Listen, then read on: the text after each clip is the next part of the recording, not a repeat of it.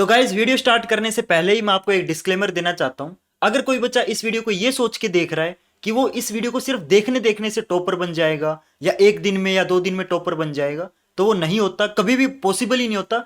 मैं ये नहीं कह रहा कि मेरी वीडियो देखने से नहीं होगा, किसी की भी वीडियो देख लो। बहुत सारे यूट्यूबर मैं जानता हूं, कहते हैं एक दिन में टॉपर कैसे बने या एक दिन में 95% मार्क्स कैसे लेके आए। अगर इतना आसान होता टॉपर बनना या 95% मार्क्स लेके आना, तो सारे ले आते ना, कोई भी ले आता।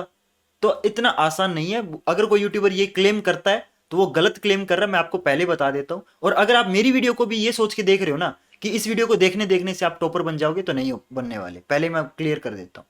और जो जो चीजें मैं बताने वाला हूं वो आपको अपनी लाइफ के अंदर इंप्लीमेंट करनी है, क्योंकि आपको अपने अंदर चेंज लेके आना है।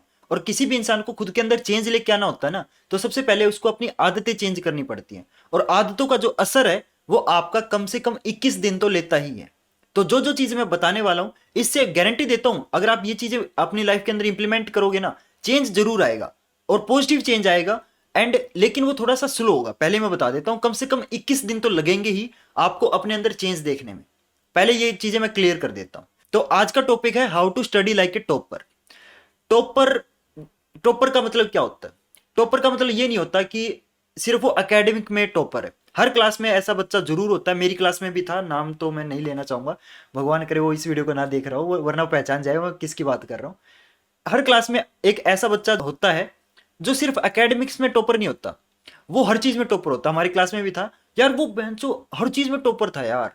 मतलब चाहे स्पोर्ट्स ले लो, चाहे आप डिबेट कंपटीशन, कोई भी करिकुलर एक्टिविटीज ले लो, यहाँ तक कि पेंटिंग में भी टॉप करता था यार वो। मतलब पेंटिंग, स्पोर्ट्स, कोई डिबेट कंपटीशन हो गया, क्लास में फर्स्ट आना, हर चीज में फर्स्ट, सभी टीचर्स का फेवरेट। मैं यार सोचता था यार बैठ के, बेंचो भगवान ने बनाया है, किसने बनाया इसको? हमें भी उसी ने बनाया जिसने उसको बनाया, राइट? लेकिन कैसे ये कैसे हो रहा है? मतलब वो इतना सब कुछ चीजों में, उसके पास भी 24 घंटे हैं, हमारे पास भी 24 घंटे हैं, वही बुक है, वही सिलेबस है, वही टीचर्स हैं, सब कुछ वही है। फिर भी वो बेंचो हर चीज में फर्स्ट है और हम बेंचो एवरेज रह गए। तो मतलब सॉरी फॉर गाली, लेकिन मतलब फीलिंग आ रही है यार, दिल से निकल रही है चीजें। तो मतलब थोड़ा फील तो होता था कि यार वो मतलब सब कुछ वही, 2 हाथ 2 पैर 1 मुंह 2 कान, सब कुछ सेम है ना, फिर वो इतना बड़ा डिफरेंस कैसे? तो आज मैं आपको वो सारे सीक्रेट्स बताने वाला हूँ कि क्या क्या चीजें आपको फॉलो करनी चाहिए। और ये जो चीजें है ना, ये जो सीक्रेट्स है, ये मेरे को एक्सपीरियंस से पता चले। मैं जब 7th 8th क्लास में था, तब मैं भी आपकी तरह एवरेज बच्चा था, ठीक है। मैं मेरे को भी मतलब एवरेज मार्क्स आते थे, 4th 5th पोजीशन पे मैं घूमता रहता था। लेकिन एक्सपीरियंस से सारी चीजें पता चली कि यार टॉपर कुछ भी अलग नहीं होता। मैं आपको एक स्टोरी बताता हूँ। जब हम साइंस पढ़ते थे ना, 10th क्लास की बात है, जब हम साइंस पढ़ते थे ना, मतलब कई चीजें ऐसी थी जो उस लड़के को है ना धीरे समझ आती थी। मतलब वो क्वेश्चन वगैरह पूछता रहता था और मैं बैठ के सोचता था यार ये तो इतना बेसिक चीज है, ये क्यों पूछ रहा है इतना? मतलब फिर भी जब टेस्ट होता था उसके मेरे से अच्छे नंबर आते थे। मतलब आईक्यू मेरा तेज था, मेरे को चीजें है ना बहुत जल्दी समझ आ जाती थी, ऐसी बात नहीं है। और वो बहुत इलॉजिकल क्वेश्चन पूछता था, फिर भी उसके अच्छे नंबर आते थे। तो वो आज मैं सारी चीजें ना आपके साथ शेयर करने वाला हूं, ठीक है। और बिल्कुल दिल से निकलेंगी बातें। और मैं आपको एक और चीज बता दूं, प्रॉब्लम चाहे कितनी भी बड़ी हो, सॉल्यूशन आपको पता होता है। जैसे आपको अपनी बॉडी के अंदर चेंज लेके आना, आप मोटे हो, आपको पतला होना है, जस्ट क्या करो, अपनी डाइट पे फोकस करो और वर्कआउट करो, सिंपल। तो देखो ना, प्रॉब्लम इतनी बड़ी है लेकिन उसके सॉल्यूशन बहुत सिंपल है, राइट? अगर आपको ऐसा लगता है कि यार मेरा बहुत सारा टाइम वेस्ट होता है, तो सबसे पहले आप चेक करो कि आपका टाइम कहाँ वेस्ट होता है और उसको मैनेज करो। तो प्रॉब्लम दिखने में इतनी बड़ी लगती है लेकिन उसका सॉल्यूशन बहुत सिंपल होता है। उसी तरीके से आपको लग रहा है कि यार ये टॉपर क्या कर रहा है, और आपको आज मैं बताऊंगा ना वो बहुत सारी सिंपल चीजें, आपको पता है वो सारी चीजें। तो आज मैं आपको वही बताने वाला हूं। सबसे पहला है हेजिटेशन इन आस्किंग डाउट्स। अगर आप डाउट्स पूछने में हेजिटेट करते तो बिल्कुल नॉर्मल है ये। मेरे को भी हेजिटेशन होती थी कि यार छोड़ ना, क्या डाउट पूछना। और वो टॉपर है ना बिल्कुल भी हेजिटेट नहीं करता था डाउट पूछने में, वो सीधा बिंदास पूछ लेता था। और मैं बैठ के सोचता था यार क्यों, कितने इलॉजिकल क्वेश्चन पूछ रहा है। लेकिन इन द रियलिटी वो इलॉजिकल क्वेश्चन है ना आपका बेसिक क्लियर करते हैं। तो कभी भी आपको ना घबराना नहीं है। जो टीचर है ना उसको सैलरी मिल रही है, ठीक है, और किस चीज की मिल रही है? ताकि वो आपके डाउट्स क्लियर करे। और अगर आप उनसे डाउट्स नहीं पूछ रहे हो ना, तो आप उसको फ्री का पैसा दे रहे हो। समझ आई चीज? तो मैं खुद टीचर हूं और मैं आपको ये चीज कह रहा हूं, आपकी पावर है ये कि आपको अपने टीचर से डाउट पूछना है। अगर आप डाउट नहीं पूछ रहे हो तो आप उस टीचर का फायदा कर रहे हो। आई चीज समझ?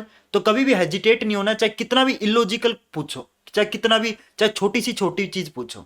ठीक है। चाहे आप ये पूछो कि एक्स प्लस वाई क्यों होता है, मतलब x plus y x y क्यों नहीं बनता, चाहे वैसे सबको पता है एक्स और वाई को मल्टीप्लाई करते हैं तब एक्स वाई बनता है, चाहे मतलब कितनी भी छोटी चीज वो पूछना है यार, डाउट क्लियर करना ही है, कभी भी मन में नहीं रहना चाहिए।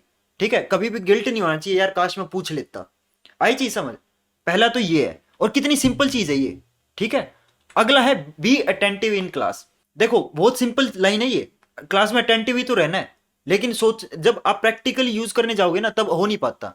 हम क्या करते हैं, टीचर पढ़ाता रहता है और मैं मतलब आज से 7 साल पहले मैं 10th क्लास में था, ठीक है, यानी कि 5 साल पहले मैं 12th क्लास में था। जब स्टूडेंट होते हैं ना तब पता है हमें, पता नहीं एक ऐसा लगता है कि यार हम गॉड है, हमें सब पता है, हमें ऐसा लगता है ये टीचर कितना बेवकूफ है, ये टीचर बोर्ड की तरफ देखेगा और हम हंस हंस लेंगे, हम या कुछ बातें कर लेंगे, मैं उसके हाथ लगा दूंगा, उसके ये कर दूंगा वो कर दूंगा, राइट। और हम सोचते हैं टीचर कितना बेवकूफ है, टीचर को तो पता ही नहीं चला। लेकिन इन रियलिटी जब मैं टीचर बना ना, आज मैं जैसे टीचर हूँ फॉर एग्जाम्पल, तो मेरे को सारी चीजें पता है कि यार स्टूडेंट क्या सोच रहा होगा, क्योंकि आज से 5 या 7 साल पहले मैं उस सीट के ऊपर बैठा था। आई चीज समझ। तो इसका मतलब क्या है कि कभी भी आपको ये मत सोचो कि टीचर बेवकूफ है, टीचर कभी बेवकूफ नहीं होता, और टीचर को सारा पता होता है कि स्टूडेंट क्या सोच सकता है और किस लेवल तक सोच सकता है, क्योंकि कभी ना कभी वो कहावत है ना, कभी सास भी कभी बहू थी, राइट। तो टीचर भी कभी स्टूडेंट था। क्लियर, आई चीज समझ। तो क्लास में अटेंटिव रहना है, अगर टीचर ब्लैक बोर्ड की तरफ मुड़ रहा है तो ऐसे नहीं है कि उसके हाथ मार दिया, उसके थप्पड़ मार दिया, ये कर दिया वो कर दिया, वो बिल्कुल यार बचकानी हरकतें होती हैं, तुम बड़े बच्चे हो ऐसे मत किया करो। क्लास में अटेंटिव रहना है, और कभी भी देखना आप पीछे बैठोगे, टॉपर है ना हमेशा आगे बैठता है ताकि उसको डिस्टर्ब करने वाला ना हो कोई, राइट। टॉपर कहते हैं ना बैक बेंचर हमेशा वैसे होते हैं, लेकिन जो टॉपर होता है वो हमेशा फ्रंट बेंच पे बैठता है।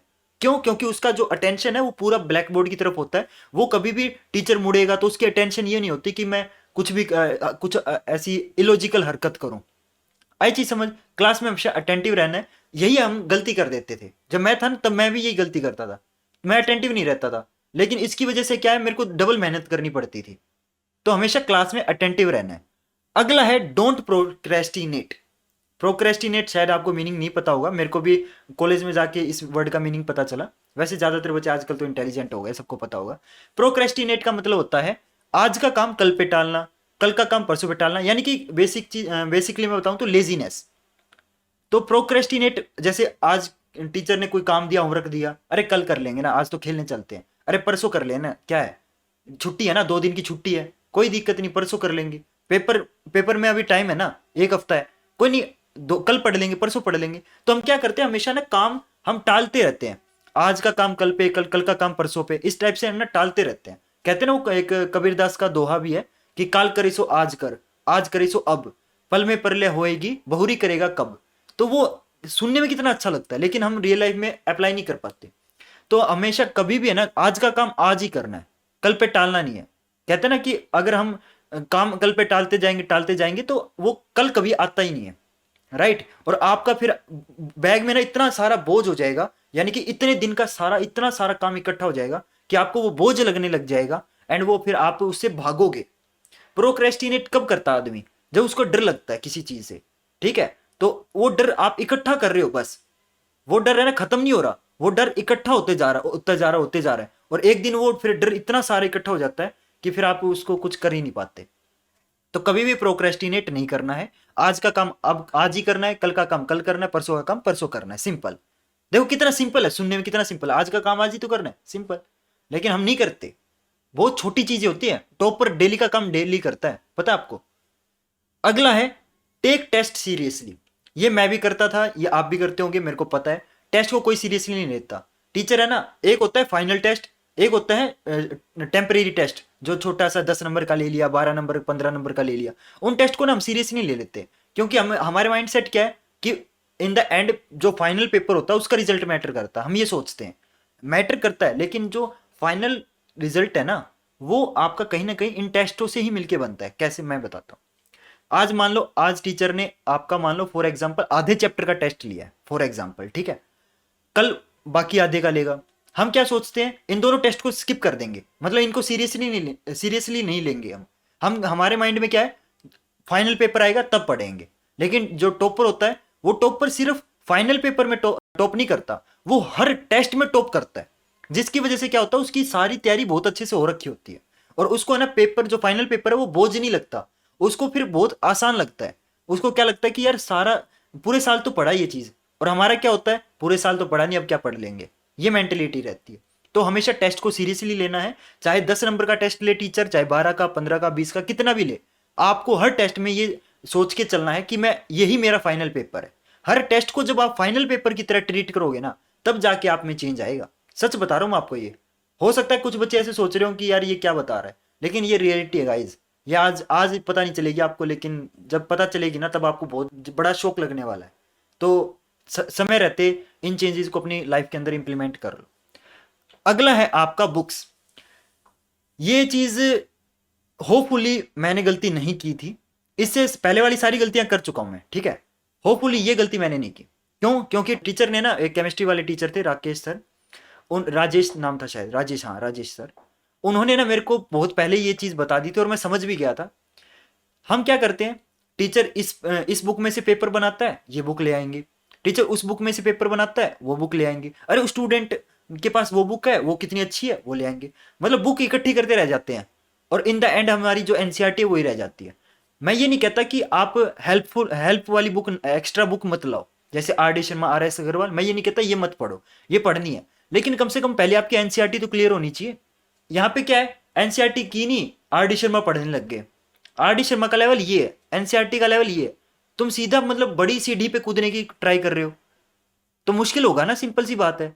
अब देखो, बड़ी सी ऊपर से मान लो कूदना है, 4 सीढ़ी छोड़ के कूदना है, डर लगेगा। वहीं पे आप एक एक सीढ़ी करके उतरोगे तो डर नहीं लगेगा। वही बात है, पहली सीढ़ी एनसीईआरटी, फिर दूसरी सीढ़ी आर डी शर्मा, तो ऐसे धीरे धीरे ऊपर जाना है, सीधा बड़ा जंप नहीं मारना। आपकी एनसीईआरटी हुई नहीं, बड़ी किताबों पे चल देते हैं कई बच्चे, तो गलती है वो। तो पहले हमेशा जो आपकी फाउंडेशन यानी कि जो बेस है ना, उसको स्ट्रॉन्ग किया जाता है। किसी बिल्डिंग को खड़ा करना है तो सबसे स्ट्रॉन्ग क्या होता है, बेस होता है। उसकी छत स्ट्रॉन्ग नहीं होती, उसकी जो नींव है ना वो स्ट्रॉन्ग होती है। और आपकी नींव क्या है, एनसीईआरटी है। आपको आरडी शर्मा स्ट्रॉन्ग नहीं करनी, आपको एनसीईआरटी स्ट्रॉन्ग करनी है। आई चीज समझ? ठीक है। नेक्स्ट है आपका कंसिस्टेंसी। ये एक ऐसी चीज है जो आपको सिर्फ पेपर पेपर में टॉपर नहीं बनाएगी, ये आपको पूरी लाइफ में टॉपर बना देगी। किसी भी बड़े से अमीर इंसान का, या कोई जिस इंसान ने बहुत बड़ा किया अपनी लाइफ के अंदर, उसकी अगर आप ऑटोबायोग्राफी या वगैरह कुछ भी पढ़ोगे ना, उसकी लाइफ के बारे में पॉडकास्ट वगैरह सुनोगे, तो आपको पता चलेगा हर बंदे के अंदर, जो भी आज तक सक्सेसफुल हुआ है, हर के अंदर एक चीज कॉमन थी। क्या थी वो? कंसिस्टेंसी। यानी कि आपको ना ये जो चीजें बताई हैं, अगर आप एक दिन के लिए करोगे ना, तो आप में इतना सा चेंज दिखेगा। यही चीज आप दूसरे दिन करोगे, जैसे जिम का एग्जांपल लेते हैं, एक दिन आप कितनी भी जिम कर लो, आपके अंदर फर्क दिखेगा नहीं। वहीं पे आप थोड़ी थोड़ी जिम 3 महीने, 6 महीने, 1 साल तक करो, आपको फर्क दिखेगा। क्यों? क्योंकि कंसिस्टेंसी होती है। जैसे वैसे ही हमारा कंपाउंड इंटरेस्ट काम करता है, धीरे धीरे बढ़ता है, लेकिन लॉन्ग टर्म में इतना हो जाता है। तो वही बता रहा हूं मैं, एक दिन पढ़ने से, बहुत ज्यादा पढ़ने से टॉपर नहीं बनोगे। रोज पढ़ना है, कंसिस्टेंसी रखनी है, जैसे जिम वाले करते हैं ना, रोज जिम करते हैं, राइट? आई चीज समझ? तो कंसिस्टेंसी बहुत ज्यादा जरूरी है आपकी लाइफ में, तो कंसिस्टेंसी जरूर लेके आनी है। तो गाइज ये सारी चीजें मैंने आपको बता दी, और आज आप सब बच्चे चैलेंज लेते हो कि आज से 21 दिन तक आप बहुत बढ़िया ये सारी चीजें अपनी लाइफ के अंदर इंप्लीमेंट करोगे। चैलेंज कैसे लोगे? आपको कमेंट बॉक्स में अपना नाम, क्लास एंड अपना एड्रेस, और एक लाइन में आपको बताना है कि क्या आप ये चैलेंज लेते हो कि नहीं लेते हो। ये लिखना है, अपना नाम लिखना है, अपनी क्लास लिखनी है, अपना एड्रेस लिखना है, और अपने बारे में एक बार बताना है कि क्या आप ये चैलेंज लेना चाहते हो कि नहीं। ठीक है? बस ये 4 चीजें आपको लिखनी, बेसिक चीजें। ठीक है? तो आज से आप सभी बच्चे चैलेंज लेते हो कि 21 दिन तक, ज्यादा नहीं कह रहा, सिर्फ 3 हफ्ते, 21 दिन तक आप इन सारी के सारे पॉइंट्स पे फोकस करोगे, अपनी लाइफ के अंदर इंप्लीमेंट करोगे। और मैं आपको गारंटी देता हूं, आप इसी वीडियो को ना 21 दिन बाद आके देखना, आपको ना पक्का अपने अंदर चेंज दिखेगा। और वो कमेंट के अंदर है ना, खुद ही रिप्लाई करना कि क्या आपको वो चेंज दिखा कि नहीं दिखा। मैं आपके कमेंट जरूर पढ़ूंगा। ठीक है? आई चीज समझ? तो आज सभी बच्चे एक प्रण लेते हैं, एक चैलेंज लेते हैं कि चाहे कुछ भी हो जाए, मतलब 21 दिन ही तो है अपनी लाइफ के, 21 दिन ही तो अपना करना है। अगर कोई फर्क नहीं दिखे तो मत करना, सिंपल हटा देना उसको। कोई वो थोड़ी है, पाबंदी थोड़ी है कि भाई ये पॉइंट्स करने ही करने। अगर आप 21 दिन तक करो, मेरे कहने पे 21 दिन तक ये सारी चीजें करो, अगर आपको फर्क ना दिखे तो आपको मैं कहता हूं कि आप ये मत करना। ठीक है? मैं खुद बोलूंगा कि मत करो। आपको मैं गारंटी देता हूं 21 दिन में आपको फर्क दिखेगा ही दिखेगा, और ये पॉजिटिव फर्क दिखेगा। आई चीज समझ? ठीक है? तो आज सभी बच्चे चैलेंज लेते हैं इसी के साथ आज की वीडियो को मैं एंड करता हूं। एंड अगर कोई बच्चा किसी भी तरीके का डाउट है, मेरे से बात करना चाहता है, तो आपके सामने यहाँ पे मेरी इंस्टाग्राम आईडी है, आप मेरे को मैसेज कर सकते हो। ठीक है, मैं बहुत सारे बच्चे मेरे से इंस्टाग्राम पे जुड़े हुए हैं, तो आप भी मेरे को इंस्टाग्राम पे मैसेज कर सकते हो। इसी के साथ गाइज मैं इस वीडियो को एंड करता हूँ। एंड वीडियो को प्लीज लाइक शेयर सब्सक्राइब कर देना, चैनल को सब्सक्राइब कर देना। ठीक है, जो भी होता है मतलब सब कर देना। ठीक है, तो मिलते हैं गाइज नेक्स्ट वीडियो में, और कमेंट करके बताना कि आपको नेक्स्ट वीडियो किस टॉपिक के ऊपर चाहिए। ठीक है, ओके गाइज, मिलते हैं फिर नेक्स्ट वीडियो में नए टॉपिक के साथ। तब तक के लिए good bye and have a nice day.